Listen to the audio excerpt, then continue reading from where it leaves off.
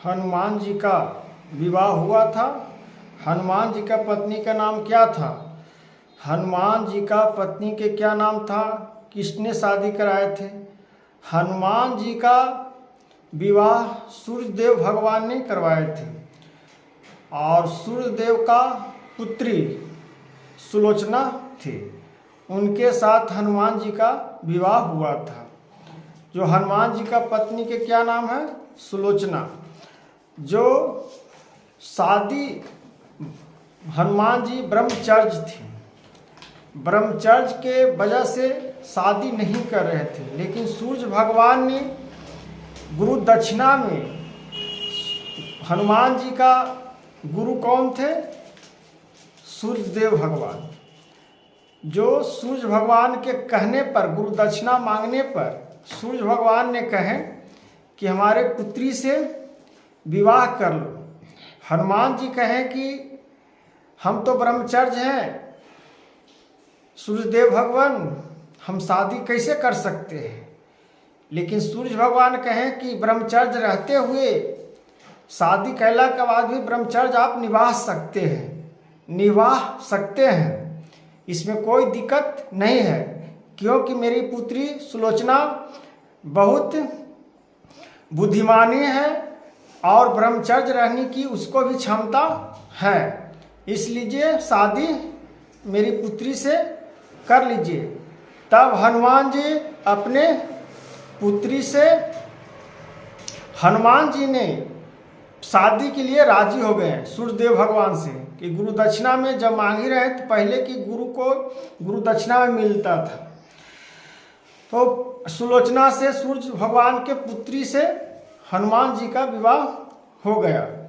तो हनुमान जी का विवाह होला के बाद जब सुलोचना ने कही कि हम कहाँ पर स्थित रहेंगे और कहाँ पर मेरा आसरा है, तब सूर्यदेव भगवान ने कहे कि पुत्री आपको हम तलेगना का एक मंदिर बनवाता हूँ।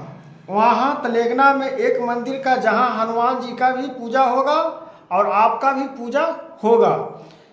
इसी प्रकार से हनुमान जी का विवाह हो गया। अब विवाह के बाद सूर्य भगवान के पुत्री से सुलोचना थी जो तलेगना में स्थित हो गई और वहीं पर वो ब्रह्मचर्य का पालन करना प्रारंभ किए, वहीं पर रहना शुरू किए। वहीं पर हनुमान जी का मूर्ति बनाकर सुलोचना डेली पूजा अपना पति का, हनुमान जी का करते थे और वहीं पर सुलोचना जी का भी मंदिर जो मूर्ति बन गई थी उसमें स्थित हो गए थे सुलोचना। पहले के लोक में आदि शक्ति सत था पहले का युग में, तो हनुमान जी का कथा को वर्णन और हनुमान जी के वचनों को हम लोग से गुणों का कितना बखान कर सकते हैं। हनुमान जी उतने खुश होते हैं, इसलिए हम लोग हनुमान जी का वर्णन करना है। हनुमान जी का शादी कहाँ हुआ, कैसे हुआ, जो सभी भक्तजन, माताएं बहनें, भाइयों बंधु सब समझ गए हैं कि सूर्य भगवान के पुत्री सुलोचना से शादी हनुमान जी को हुआ, जो आज तलेगना में स्थित हैं। तो शादी के बाद हनुमान जी अपना ब्रह्मचर्य को पालन करते हुए श्री राम जी का शरण में चले गए और श्री राम जी का दूत बनकर श्री राम जी को सेवा में लग गए। हनुमान जी इतना ज्ञानी थे, प्रतापी थे, जो हनुमान जी का मंत्र का उच्चारण कर लेवे, हनुमान जी का गुणों का पालन कर लेवे, अंजनी पुत्र पवनसुतनामा हनुमान चालीसा पढ़ लेवे, वो व्यक्ति का संकट कहीं से नहीं घिर सकता। जो हनुमान जी का कवच का वर्णन करे, जो हनुमान जी का अपेक्षा युद्ध से भी टकरा सकता है, किसी से भी नहीं डर सकता है। हनुमान जी का इतना पावरफुल योद्धा, ज्ञानी, प्रतापी, तब हनुमान जी भी ब्रह्मचर्य का पालन आरंभ कर दिए। हनुमान जी का शादी हो गया, फिर भी अपना पत्नी के पास नहीं रहे और सूर्य भगवान के कथना अनुसार ब्रह्मचर्य का पालन करना प्रारंभ कर दिए। अब ब्रह्मचर्य का पालन अपना करते रहे। तब कहा गया है हनुमान जी का सूर्य भगवान के कहने पर ही विवाह हुआ।